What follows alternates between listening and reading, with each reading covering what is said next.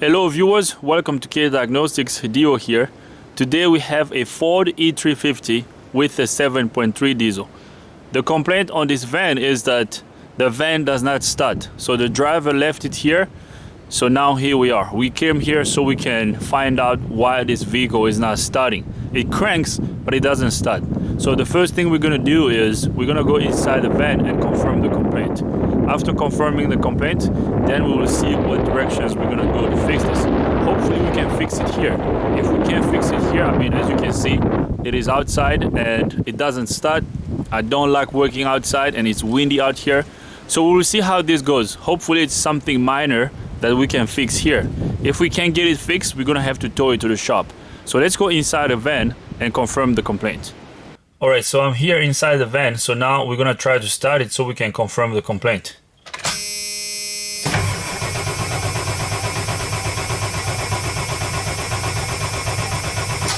So as you guys could hear, the van cranks but it doesn't start.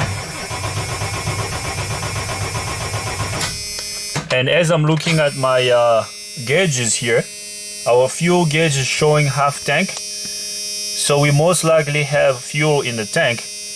I mean, that's also not definitive. Our fuel gauge could be faulty, but I don't think we have a faulty fuel gauge. And also, while I crank it, our oil gauge is also going up. So that most likely tells us that we most likely have the correct amount of oil inside the engine. Okay, so a 7.3 is got a HEUI system, which means hydraulic electronic unit injector. So the injectors on this motor are actuated by oil pressure. There's a high pressure pump that helps the injectors to open. Okay, so if your engine is low on oil, your truck may not start. So if you have a crank and no start condition on a 7.3, make sure you have the right amount of oil in the engine and also make sure you have fuel. All right, but I don't think on this van we have an issue with either fuel or oil. Just from what I'm seeing here on the gauges, we don't have a problem with the oil level or the fuel inside the tank. One thing I have noticed, I'm going to turn on the key so you guys can see it. On any car, when you turn on the key, you have to see a check engine light come on or a service engine soon light come on. But what I have noticed here is that when I turn the key on, the check engine light does not come on. So which tells me that the computer on this van is not being powered. So I'm gonna turn on the key so you can pay attention to what I just told you. So now I'm gonna turn on the key. There will be a couple lights that will come on, but the check engine light is not coming on. Watch. So we have a battery light, brake light, ABS light. So the service engine soon light should be around here. So I'm gonna turn on the key. So watch. It should come on around here and it's not coming on. Okay. So knowing that our service engine soon light is not coming on, so I'm gonna attack that first. I have to make sure that our computer is being powered. So since that light is not coming on, it means our computer is not being powered. Okay, we're not gonna worry about oil pressure or fuel pressure.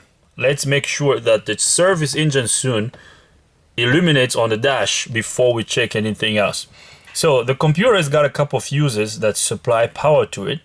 We have a couple fuses under the hood, and we also have a couple fuses here inside the van under the dash. So I'm going to grab a test light so we can start testing the fuses under the dash. Let's start with the fuses inside the van. If they all check out okay, then we will go under the hood. So I'll get the test light and then I'll bring you guys back up.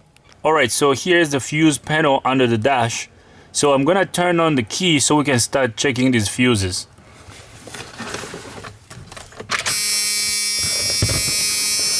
So I have my test light connected to ground. Once I touch a good fuse, the test light should light.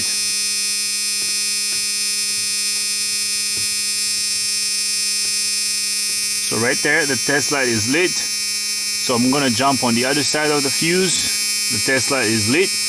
Okay. So the fuses we're checking here, I just checked this one to test the test light. So now we're gonna keep checking all these fuses, okay? But the fuse we are really interested in, one of the fuses that supplies power to the computer, is this fuse right here, fuse number 8. Okay, so now we're gonna test it. So there's power on this side, and then we're gonna test the other side of the fuse. There's no power. Okay, so there's power here, and there's no power on this side. So fuse 8 is blown. I don't know if you guys can read the numbers over here. Let me zoom you guys in a little bit so you can, hopefully you can see. So fuse number 8, that 30 amp fuse, is blown. Okay, so this fuse over here, all right, fuse 8, and then so when I touch this side, the test light lights. When I touch the other side, the test light doesn't. All right, lights here. So on this side it lights, but on the other side the test light doesn't light. So we have to replace this fuse. Well, if it's only the fuse, that's gonna be an easy one. But the question is, you just don't only replace the fuse, you gotta find out what caused the fuse to blow in the first place. So let's remove this fuse, fuse number 8. I'm gonna turn off the key. So we're gonna turn off the ignition, and then let's put a new fuse there. It is a 30 amp fuse. So let's put a 30 amp fuse right there. Okay, so I just put a new fuse right over there. So now I'm gonna turn on the key. I'm gonna turn on the ignition. So let's see what happens. Oh, dang. Did you see that? The fuse just blew. So there is a dead short on that circuit. Let me remove the fuse and show it to you. So right there, the fuse is completely blown. So there's a dead short on that circuit. Let's try another fuse in case you didn't see that. So I'm gonna put a fuse right there. Okay, so I got a new fuse there. I'm gonna turn on the key. Once I turn on the ignition, that fuse is gonna blow. Watch. Did you see that? Ooh. Ha ha ha.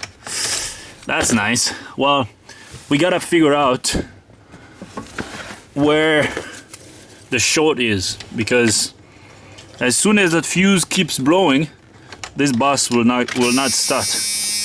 Okay, so basically we have power here, but we don't have power on the other side. Okay, so there's a dead short on that side of the circuit. So let me turn off the key here so I can tell you what the next step is gonna be. All right, so right there, as you guys saw, fuse number 8 is blowing constantly. There's a dead short on that circuit. So what do you do when you have a fuse that blows right away? Well, we have to find out where the short is. So there's a short somewhere in the circuit, or there's a component that's shorted out that's drawing too much current, which is blowing the fuse. So the only way we can know that is by pulling out a power distribution wiring diagram, so we can find out what circuits that fuse powers. Okay, so I will print out a power distribution wiring diagram, and then I will bring you guys back up so we can see what components or circuits that fuse number 8 powers. So I will get the wiring diagram and then bring you guys back up. Alright guys, so here's our power distribution wiring diagram, and I hope you guys can see these writings are really small, so hopefully you guys can read what I'm reading here. So on this wiring diagram we have to find fuse number 8. So it looks like we don't have fuse 8 here, so we're gonna move on to the next page. So on the next page here, fuse number 8 is not here either. So let's go to page 3. So it looks like on page 3 fuse 8 is right over here. So I'm gonna highlight it. This is the wire for fuse 8. Let me bring you guys closer so you can see. This is why I don't like to work outside, because it's so tough. So right there is fuse 8. So this fuse here is the fuse that's blowing, okay? So basically, when you follow this wire over here, this wire actually goes up to the switch. So this here is the ignition switch. So when you turn the key on, okay, the switch moves here, and then it sends power to this circuit, and then power travels here, and then it goes through the fuse, and then it comes down here. So it looks like this is spliced. Okay, there's a splice here. So fuse number 8, this is the fuse that's blowing. So what we need to do is, we know that there's power on this side of the circuit, because when we connect our test light to ground and then we touch the first pin on the fuse, the test light lights here, but when we touch here, nothing happens. Okay, so the short is on this side of the circuit. So now we need to follow this wire to see which component that this wire powers. So now let's follow this wire. It says splice 112, I believe. I can't really read, but it says splice, I think 127 or something. So let's go to the next page and find this splice.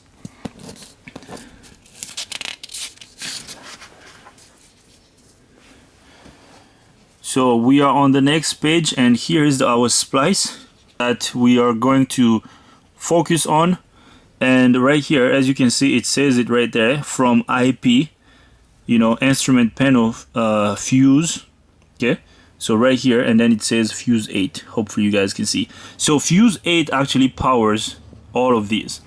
So that same wire comes over here, and then it powers this thing, and then it goes over here, and then it powers this. So all these components, we will find out in a minute here which components these are, you know. So I'm just gonna highlight all of this just to make it easy for us to track. So when you come over here, it kind of gives us so many options, and if you look closely, it gives you the engines. Okay, so here it says 5.4, 4.8. So ours is a 7.3 diesel, so it's this one. So basically ours will go from here to here. Okay, so if you had a gas engine, you would follow this one. I'm sure if you go down here, it takes you to the ignition coils. So this engine doesn't have ignition coils, so we're gonna ignore this. We're just gonna focus on this thing right over here. Okay, so this fuse number 8 basically powers this thing over here. What is this? It says Pcm Power Diode. So it looks like the same fuse number 8 sends power to this diode. So power travels through the diode, and then it goes to the IDM relay, okay, the injector driver module. So IDM relay, and then it goes to the PCM power relay, and then it goes to the fuel pump relay. So fuse number 8 powers the injector driver module, and then the PCM, it also powers the fuel pump relay. And then when you follow it here, it also powers the idle validation switch. I don't know which switch this is, but we will find out. And then there's a new timer, but it looks like we don't have it on this vehicle because it says 5.4. Okay, this is only on the 5.4 engines, so ours will not have this one. And then we have a fuel line heater, and then if we follow this one, it's gonna take us to right there, glow plug relay, and then fuel line heater.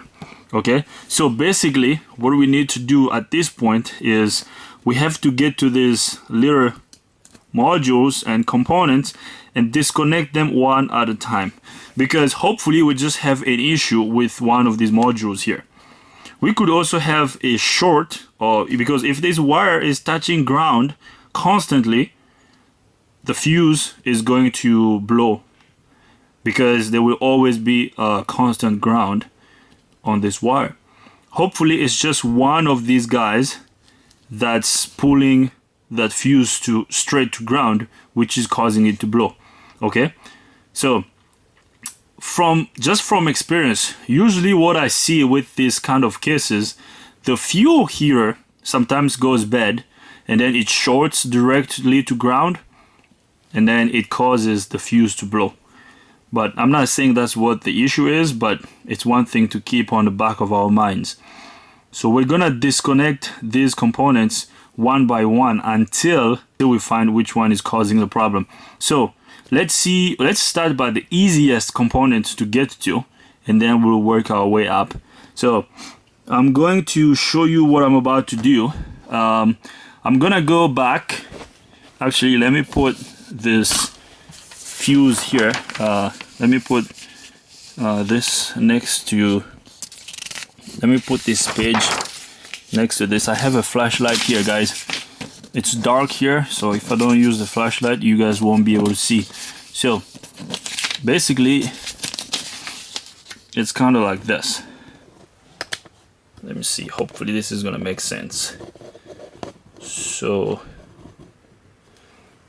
basically this goes kind of right over here. Look at it this way. Okay, so fuse, so from the ignition switch, it goes to the fuse number 8, and then fuse number 8 to this splice, and then it powers all these modules, I mean these relays that power these modules, and then so on. So now we're gonna go back to the fuse. We know we have power here. Okay, we're gonna remove the fuse. Once we remove the fuse on this leg of the circuit, basically we shouldn't have ground here. We shouldn't have full ground. So I'm going to connect a test light from this end, you know, and then my test light will be connected to battery positive. Since we have a dead short here, it means we have constant ground on this wire. I will show you as I'm doing it, but just so you can kind of get an idea of what I'm doing. So my test light is gonna go to battery positive, and then I'm gonna connect it to this side of the circuit. Since we have a dead short, my test light will light. So my test light would remain lit as long as we have this short here. So with my test light on, I'm going to leave it here, and I'm gonna come back and I'll start disconnecting these components. So I'm gonna disconnect this one, and then this one, and then this one, and then this one. So these over here, like the IDM relay, I don't have to get to the IDM. I can just pull out the relay and see if my test light goes off. So basically, once I disconnect this component, if my test light remains on, that will tell me that the issue is not this component here. And then I'll move on to the next one, and then I'll go to the next one until I get to all of them. Okay, after disconnecting all of them, if my test light is still lit, that would mean the short is somewhere here in the wiring. And I hope that's not the issue, because that's going to be even harder to do, but we can still do it anyways. So I'm gonna connect the test light here. I'll show you the connection, and then I'll start disconnecting these components one by one. So once I find the component that's shorted, once I get it disconnected, our test light will go off. And once the test light goes off, we will know that that's the component that's causing the issue. So it could be this one, you know, this one, or this one, or this one, or this one. Okay, who knows? So I'll get a test light, and then I'll show you what I'm about to do next. Alright, so here is the fuse panel again under the dash. So the fuse that's blowing is fuse number 8. So this is the fuse that we were looking at on the wiring diagram. So I'm going to turn on the key again so we can see which side of the fuse that has power constantly. The side that doesn't have power is the side that has a dead short on it. So I'm going to turn on the key. So So my test light is still connected to ground. So we have power on this side, and then there's nothing on the other side. So there's power here and nothing on this side, okay? So I'm gonna remove the fuse. So the fuse is removed. So basically we have power here, but we don't have anything on this side. I don't know if you can see, but so this side is the side that has a dead short. Here is where there's power. There's power there, but we don't have any power on this side. All right, so now what I'm gonna do is I'm going to use this test lead. I'm gonna put it in right there. Okay, so this test lead is gonna go to my test light, but now I'm going to connect my test light to battery positive. Once I connect my test light to battery positive, since there's a dead short on this end of the circuit, my test light should light. So I'm gonna show you the connection. Alright, so here's the connection that I made. My test light is going to battery positive through this jumper cable here, and I'm connecting this jumper wire with my test lead to the fuse panel under the dash. Okay, so as you can see right now, with the key on and with this connection, my test light is lit. So test light connected, one side of the test light connected to battery positive, and then the other side of the test light connected to the circuit that has a short on it. So now we need to find where these components live. Okay, so let's start here. Fuel heater. So fuel line here. So right here we're gonna find this fuel line heater and glow plug relay. So I'm gonna find where this fuel line heater lives first, so I can disconnect this. All right, and then we're gonna find where the idle validation switch, and then the fuel pump relay, and then the PCM power relay, and then the IDM relay. Okay, so actually we can go under the hood first, because this is the engine compartment fuse box. We can remove these relays first to see, but before we do that, I'm kind of betting on this fuel line heater being the problem. Okay, so let's go find them and let's start disconnecting them one by one. So I'll find these components and then I'll bring you guys back up. Alright guys, so I'm gonna show you what I did off camera. So right now, if I turn the key on, so right there, right around here, the service engine light does not come on. Okay, the service engine light does not illuminate because the fuse keeps blowing. Right now with the key off, our test light is still lit. So the test light is connected to battery positive, and this side is on the other side of the circuit. This one leg of the circuit here that's shorted completely to ground. Okay, so let's go under the hood and I'll show you what I did. I started with these relays because these relays are really easy to get to. Alright, so let's go under the hood and disconnect this relay, because we could have a relay that's stuck and shorting it to ground. I don't really think that's the issue, but let's just go check. Once we remove these relays, the test light should go off. Okay, it should either go off or the light should dim. So let's go under the hood and do that. Alright, so here's what I did under the hood. I did remove this air filter box and this air inlet tube. So I removed this, and then here are the fuses and the relays for the IDM and so on.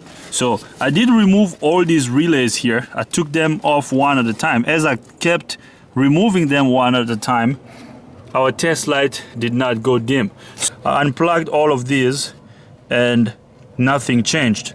So after unplugging all of this, so this told me that the issue is not around these components. So we're only left with these two. So we are left with the fuel line heater or the glow plug relay. I believe the issue is the fuel line heater, because just from experience, usually with a high mileage vehicle like this, this is usually what goes bad. So now we have to find a connector or a wire that goes to the fuel line heater. We have to find the fuel heater connector so we can disconnect it, because right now we only have two components that we haven't disconnected yet. It's the fuel heater and the glow plug relay. So I don't think the issue is the glow plug relay, but I'm betting my money on the fuel heater. So the fuel heater is somewhere down there by the fuel bowl, and I don't know if you can tell, but it's down there, and we have a lot of wire loom on the way, and we can't get to it. So there's a connector over here. This is the connector for the fuel. I don't know if you'll be able to tell. It's over there. Okay, it's the connector for the fuel heater. So we're gonna have to get to it from the inside. So let's go inside the van so we can get to it, and we're gonna disconnect it. Once we get it disconnected, we'll see what's gonna happen to the test light. So let's go inside the van. I don't like working outside. This is so tough. And then, so this cable here is the cable that's going inside the van. So that's where my test light is connected, okay? One side of the test light is connected to battery positive, and the other side of the test light is connected to that one leg of the circuit that's grounded constantly. All right, the test light is still lit and it's really bright. So now the connector I'm talking about is, I hope you guys can see it. All right, so right there, the connector I'm talking about is this connector right here. So this is the fuel heater electrical connector.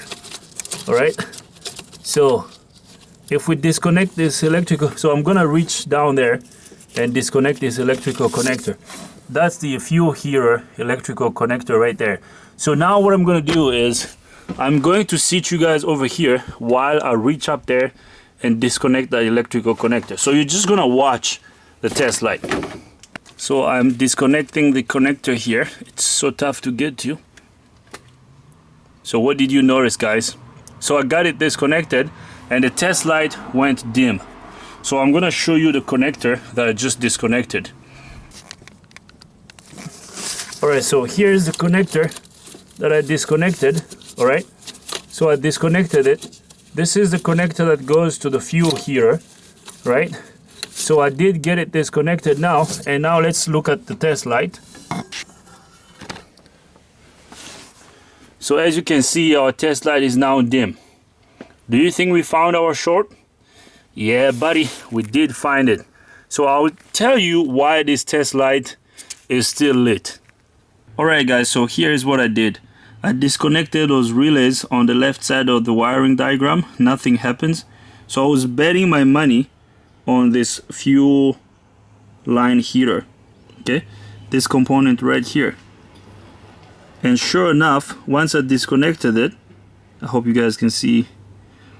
Sure enough, once I disconnected it, the test light went dim. Okay, so I'm gonna show you the test light right now. So right there, the test light is dim. It's not as bright as it was. Okay, if I go back and reconnect that connector, the test light will get bright. Actually, let me go there. Let me go back in the van and do that. I'm gonna reconnect that connector and you see the test light is gonna get bright again. Alright, so just an experiment, so I don't have to do this. I'm going to reconnect that electrical connector right over there, and I'm gonna have you focused on the test light, and you'll see as I reconnect that connector, the test light will get brighter. So just watch.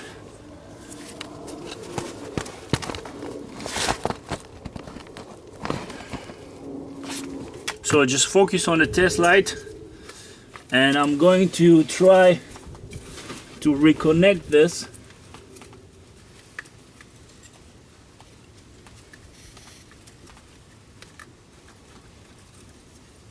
Do you see how bright the test light got? I don't know if you saw that. So I have my hand on that connector in there. Okay, so now I'm gonna disconnect it. I'm sorry if I can't really show you guys because this is a van and it's so tough to work on. There's no room around this engine. So right here. So now I'm gonna disconnect it. The test light is gonna go dim. Watch. There you go. So we definitely found our short. So now let's put our fuse on. I'm gonna remove the jumper wire. Let's put the fuse and turn the key on to see if our fuse is gonna keep blowing. Alright, so we are back here. So basically, when we disconnected this fuel heater here, the test light went dim, okay? But the question you might have is, why is the test light still lit? You know, there is a test light.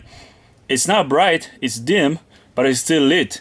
So the answer is, so I'm basically connecting my test light somewhere here, okay? Test light connected to battery positive. So I am connected here, and then the test light is still lit. As you can see down there, the test light is lit because all of these components, you know, whether it's a relay, because these relay go to, this one goes to the IDM, and the other one here goes to the ECM, and then this one here is the idle validation switch. So all of these components here have a little bit of ground on them.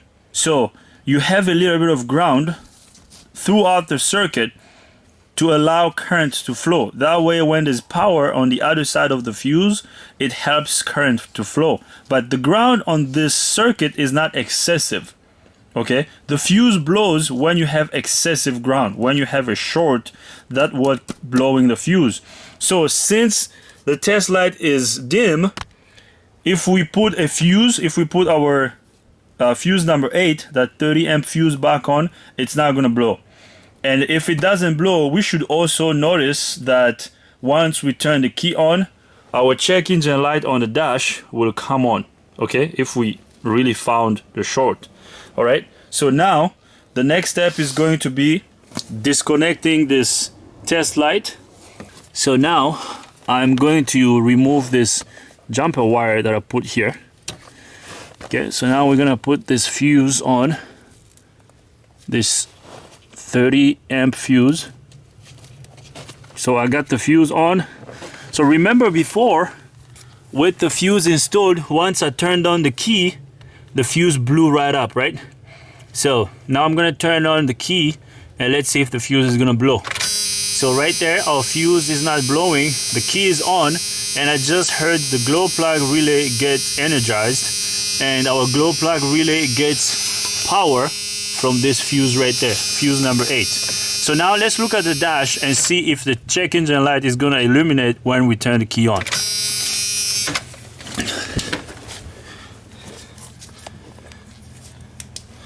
All right, so now it is the moment of the truth. So right there, I'm gonna turn on the key. So just look around this area. There should be a light here that's gonna illuminate saying service engine soon. Did you see that? It was pretty fast though. So right there, that light. So the light just illuminated. Did you see that? One more time. So right there. So now I'm gonna start it. It should start.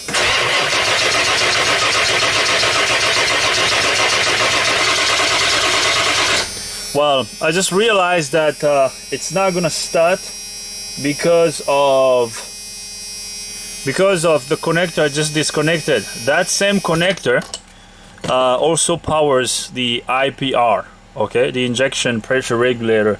Right now the IPR is not being powered, so this van is not gonna start.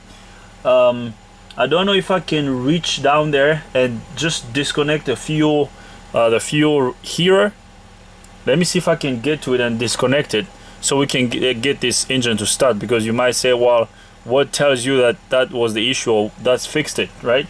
So let me see if I can get to this fuel here, and then I'll disconnect it, because I have to reconnect that electrical connector so that the IPR can be energized. So I'll see if I can get down there, because it's way down in there. I'll see if I can get down there and just disconnect the fuel here. So I'll do that and then bring you guys back up. Alright guys, so I reconnected this electrical connector here that I disconnected. I don't know if you guys can see it. This connector right here, I just reconnected it. Okay, so that connector right there, I did reconnect it because I realized for this vehicle to start, we also need to have power and the signal coming from the computer at the IPR. Okay, so that same connector powers the IPR, the fuel heater, and some other sensors back here. Okay, so what I did was, I don't know if you guys can see, so back there is the connector for the fuel heater, because it's just right there by the fuel ball. So I did disconnect it. So now this truck should be able to start. So now let's go back up here so we can start it. Guys, this is a van, and working around the engine compartment on these vans is a pain. You know, you don't have enough room to work with. So I apologize if I'm not showing you, if I'm not really showing you what I'm doing. I hope you're following along. This was pretty straightforward. And so now that I got the fuel heater disconnected, this van should start. So now let's see what happens. So we're gonna turn on the key first. We should see our service engine soon light illuminate. So right there, the service engine soon just illuminates, and you could hear right there somewhere around that area. Once I turn the key on, you'll hear the glow plug relay getting energized. Did you hear the click? So that's a glow plug relay right there. All right. So the service engine soon now illuminates. So now I'm gonna crank it, and it should start now. Are you guys curious? So let's see. So right there, guys, the van is now running. Okay, are you guys convinced? So I hope you can hear that. So the fuse is no longer blowing. I'm going to turn off the engine. So remember before, that fuse over there was blowing once you turn the key on. So I'm going to turn on the key. Right there, the fuse is no longer blowing. So right now I have the fuel heater disconnected. So that's why the fuse is not blowing anymore. All right, so I guess we found a short. This is a fix. What we need to do is we have to take this van to the shop, and then it looks like it's going to be a huge project. I mean, well, not really a huge one, but what we need to do to fix this right is we have to remove the turbo and then remove the fuel ball, because the fuel heater on the fuel ball is shorted. We will see if we can replace just the heater. If we can't find a heater, I'll get the complete fuel ball for it. All right, so now let's start it one more time and see. So right there, yeah, it runs. Hey guys, so I'm gonna turn off the engine. So let's recap this. I hope what I just did makes sense. So basically what we did was, I hope you guys can see. So this fuse over here, fuse number 8, was blowing. Okay, we found out which fuse was getting blown. So there was a dead short on this leg of the circuit. Okay, that came down to this splice. Okay, and then this fuse here supplies power to all these components, these relays, and then the fuel heater, the glow plug relay, and so on. So what I did was I connected my test light on this side of the circuit, the side that had a short. One side of the test light went to battery positive, and the other side of the test light to the circuit. My test light was lit constantly, okay, and it was bright. So I came over here, I started disconnecting one component at a time, and then nothing changed. Then I came down here. Actually, I disconnected it at this point first. Once I did that, the test light was dim, telling me that our short was around this area. All right, I tried starting it. It didn't happen because that one connector also has the wires for the RPR and the other sensors. So I had to come down and disconnect this one component here, which is the fuel line heater. So once I disconnected it, my fuse wasn't blowing anymore. The check engine light came on the dash, and the van started. Okay, so shorted fuel line here. All right, so if you have a fuse that's blowing constantly, it means you have a short. So start with the components first, find out which fuse it is, find out what component that fuse feeds power to, and then start disconnecting those those components. After disconnecting all the components, if you still have a dead short, your short will probably be somewhere on the wire, because if this wire was like touching ground somewhere, if it was pinched, you will still have a dead short and the fuse will still blow. Okay, let's start it one more time and then we will wrap up this video. So right there,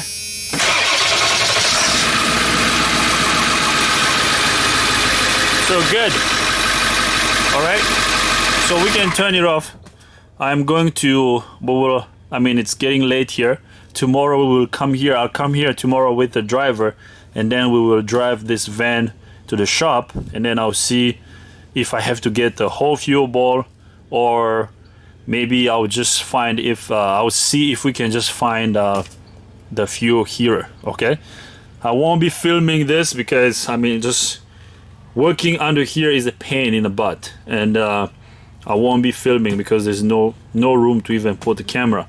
All right, so this is a fix, guys. This is how you troubleshoot a fuse that blows constantly when you have a dead short.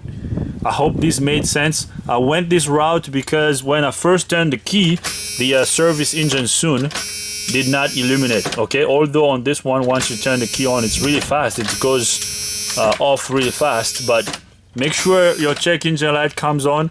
If your check engine light doesn't come on, make sure you follow that first. Sometimes you could have a service engine soon light bulb that's out, but make sure that's not the issue.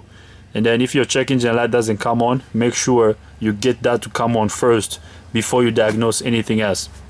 So I'm gonna leave it right here. I hope you like this video. If you do, give it a thumbs up. If you don't, give it a thumb down. But if you do, you gotta tell me why, okay? If this is your first time here, subscribe to my YouTube channel, K Diagnostics.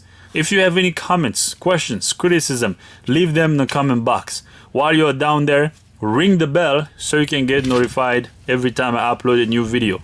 Thanks for watching, guys. See you next time.